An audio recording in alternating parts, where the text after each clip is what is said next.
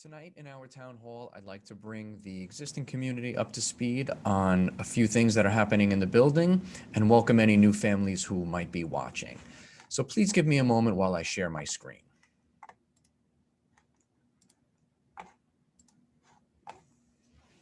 Okay. Tonight is January 21st, 2021. Again, I am Mr. Schrade, and this is our Patricia A. DiChiaro Town Hall. The first thing I want to talk to you about is consistency and schedule. Whether your students are learning in person or they are home on their remote days or they are fully remote students, it is very important for them to have a schedule and that schedule remains consistent.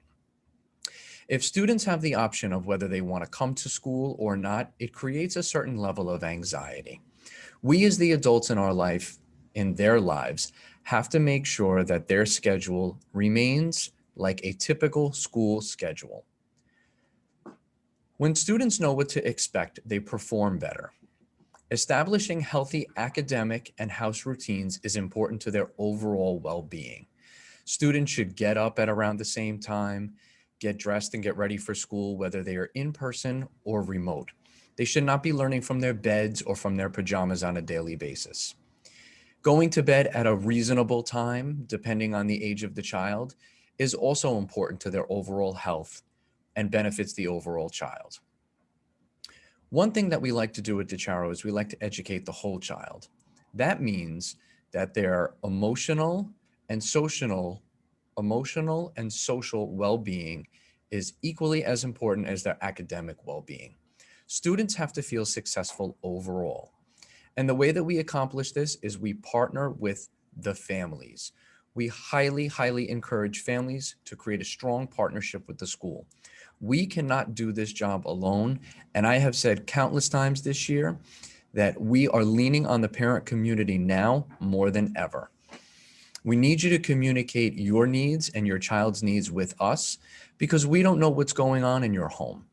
And it's very hard to determine that through a computer screen. It is the expectation that the school day is from 8:35 to 3:15, whether students are in school or participating remotely.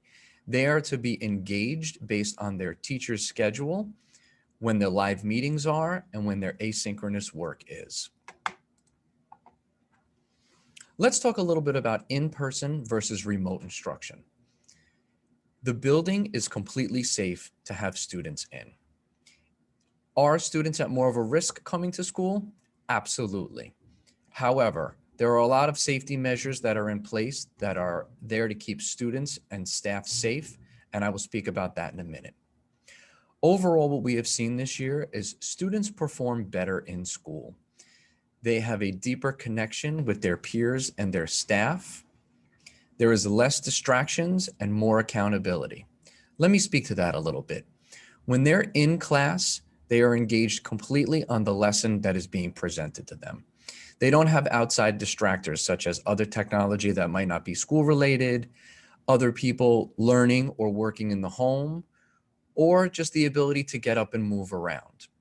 A lot of times when students are at home, they aren't as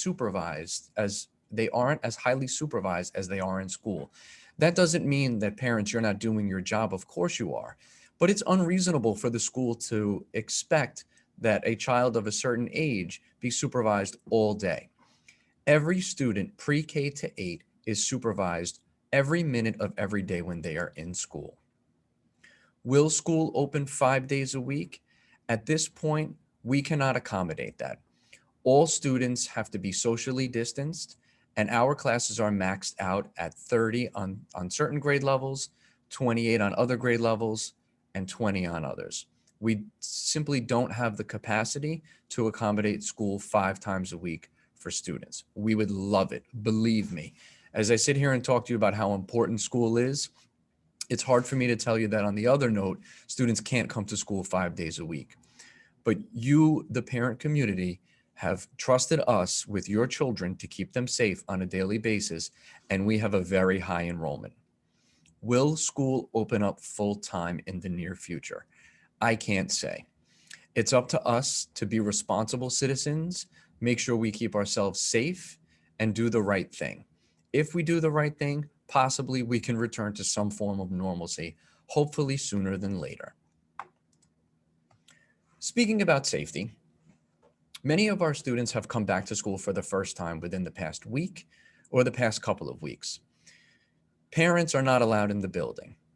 We have a lot of new families this year, and you may not know what it looks like in your child's classroom if your child has been a full remote student up until now. Just to be clear, students and staff wear masks at all times. Students get mask breaks as needed, but I have to tell you, the students have really adapted well to wearing the masks. On most occasions, they're better than us adults. It is often that students will leave their mask on all day long without a second thought. Of course, they take their masks off to eat or when they're having snack in the class. If students need more of a mask break, they simply have to ask their teacher. If they don't feel comfortable, you can certainly shoot your child's teacher an email or speak to them on the phone. All desks in the building are spaced 6 feet apart. The students remain for the most part the entire day at their desks. Prior to COVID, we were able to do flexible grouping. There was a lot of movement around the room, but for safety reasons that we're all aware of, students are pretty much at their desks. On the early childhood level, there are movement breaks. We try to get the wiggles out as much as possible. However, I have to tell you, students have really adapted to this new way of learning. There is minimal movement in the building. And what that means is students will only be around and about the building on an as-needed basis. For example, they remain in their class for all of their specials except for physical education. They attend that either outside on nice days or in the gym. The only other time that they leave their classrooms is at recess. And again, this is just for safety reasons. If people aren't crossing paths and we're keeping cohorts of students together, then anybody who is at risk is at less of a risk. 7th and 8th grade students do not change classes. The teachers move to the other rooms to instruct the children. So all students pre-K through 8 remain in their homerooms throughout the day, except for physical education and recess. The adults who supervise recess also ensure that they social distance as best as they can. Students have to have the freedom to be kids and move around. However, the adults are there to make sure that they remain safe at all times. The only reason why I say as much as possible is because outside is a less structured forum, and obviously there aren't desks, so students do move around freely, but they need that. I already spoke about mask breaks. Just so you know, all students and staff have to complete a COVID form prior to entering the building. The link is on our website. And also every single person who enters the building is given a temperature screening. We have a staggered arrival and a dismissal schedule, so there is not too many people congregating at the same time. Those schedules can be found on our website. Children are to stay home if they are not feeling well, and staff follows the same rule. These measures have kept us all safe throughout the year. And I really have to thank the parent community for being extremely responsible with their children and communicating if there were any issues in real time. In the next upcoming week, beginning January 25th, we will be completing some district-wide assessments. Anytime students are working at home, whether it be assessments or asynchronous work, they should be completing their work on their own. Families, you already went through school. Please don't do your child's work. This is the only way that teachers can get an accurate picture of what students can do on their own. It also creates independence, ownership, and accountability for their work. Please don't do their work for them. Like I said, beginning next week, we are going to be giving a few district-wide assessments just to assess progress and performance. These are not going to be used as indicators for the report card. It's really just to gather data that will drive our instruction. What does that mean? Well, if we see a child is performing very well in a certain area, then we know that they don't need much more instruction in that area and we will move on to the next. If a child is not performing very well in a certain area, then we will provide targeted skills and strategies so that child improves. Those assessments will begin next week. They will be conducted on your students' remote days. For example, our B group students who come to school on Thursdays and Fridays will be completing their district-wide assessment on Mondays and Tuesdays when they're full remote. They will be engaged in two assessments. One will assess their ability in English language arts. Another will assess their mathematics ability. The ELA assessment for grades K through 6 is called Benchmark. That is our district reading program, and it is the mid-year assessment. For 7th and 8th grade, they will conduct the data mate. And for math, the K through 8 will be conducting their data mate assessments. One day they will be doing ELA, the next day they will be doing math. Your child's teacher will post the schedule to their home pages. One of the missions of this school is to have a strong partnership with the families and the PTA. We continue to be a family-friendly school. Prior to this year, we always had families in the buildings for all kinds of different celebrations and school-wide events. Unfortunately, we just can't do that anymore, but it doesn't mean that we can't celebrate. I know that children are celebrated on a daily basis. The second they enter the door, we really just love seeing them. We still celebrate children's birthdays. A lot of the teachers are just singing to them. However, we can't have food or treats brought in from home. There's just too great a risk. Also, we love and we celebrate our 8th graders, many of whom have been with us since pre-K, K, or some of the other grades. You guys are all family, and we intend to celebrate them to the best of our ability within our limits. We've begun to talk about with the staff and the PTA ways to celebrate them that are different and creative than years past. Please get involved in the PTA. And if you are an 8th grade parent, please get on some of the 8th grade committees to help plan for our 8th graders.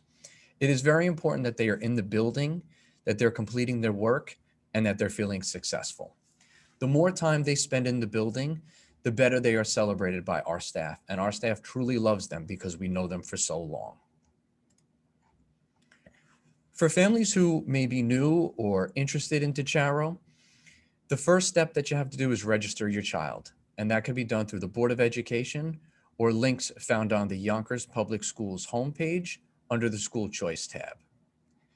Please make sure if you are applying for DiChiaro that you are on time with the School Choice application. That could be done between February 13th and February 22nd. The school district places the students. Myself, Ms. Langen, and Ms. Falcone, we have nothing to do with placing the children in our school. Please take time to visit our virtual school tour and take a look at the building on our DiChiaro homepage.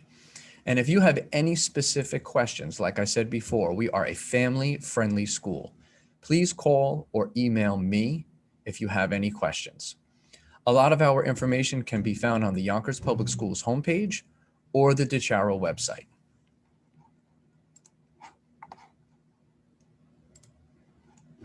I just wanted to stop sharing my screen. I just want to take just one last moment to truly congratulate the community of DiChiaro.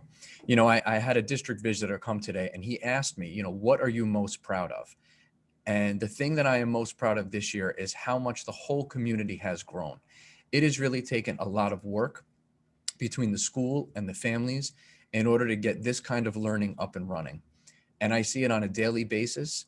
The children are engaged. The staff works very closely with the students. And I know they spend a lot of time working with you. And on the other side, I know that you spent a lot of time working with them. I thank you for your patience.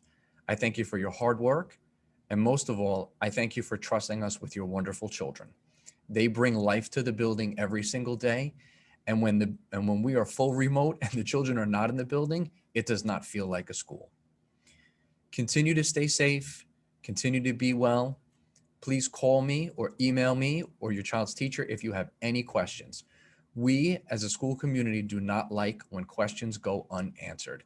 I would rather you call or email and ask than not ask at all. We always have the utmost respect to sit down and speak with you. And the reason we do that is because it benefits your child. Please be an active member in your child's education. Please work with the school staff to provide the most beneficial experience for your child.